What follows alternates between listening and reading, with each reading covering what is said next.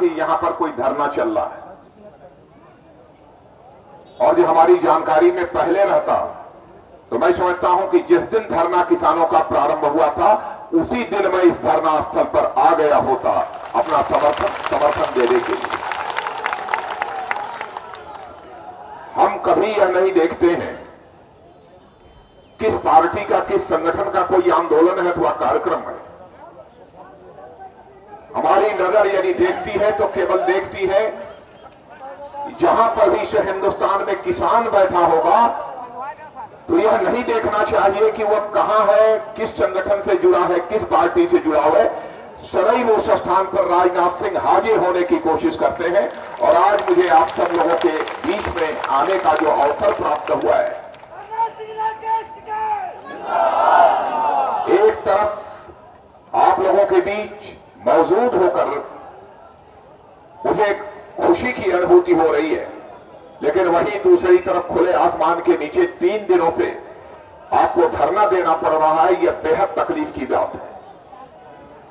सच कहा युद्धवीर सिंह जी, इतने दिन हो गए, बगल में संसद है, निश्चित रूप से प्रधानमंत्री जी को खुफिया विभाग के द्वारा जानकारी प्राप्त हो चुकी होगी, लेकिन उन्होंने किसी को भेजकर क्या समस्या है, क्या मांग है, यह भी जानने की जहमत नहीं उठाई।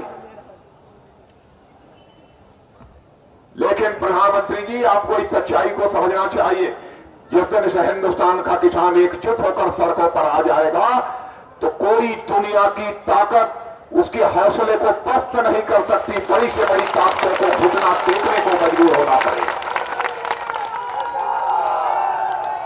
इस देश की सबसे बड़ी जनसंख्या यदि है तो किसानों की है, सबसे बड़ी जनसंख्या।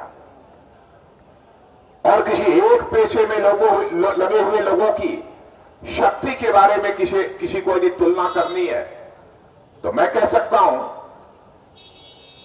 कि हिंदुस्तान में केवल कृषि क्षेत्र में, कृषि पेशे में लगी हुई जो जनसंख्या है वही हिंदुस्तान की सबसे बड़ी जनशक्ति है, और उस जनशक्ति को कभी चुनौती देने की कोशिश बड़े से बड़े सत्ताधारी दल को नहीं करनी चाहिए। सबसे बड़ी वही जनशक्ति है। और जिन मांगों को लेकर आप बैठे हैं उसकी हमको जानकारी है, और उस पर भी राकेश जी और हमारे युद्धवीर जी, यह सब सारे लोग तो आपके बीच चर्चा कर रहे हैं, सही तरीके से सारे पक्ष को आपके सामने वह रख रहे हैं। और मैं सचमुच आप लोगों को बधाई देना चाहता हूं, राकेश टिकैत जी, और आपको भी लाखों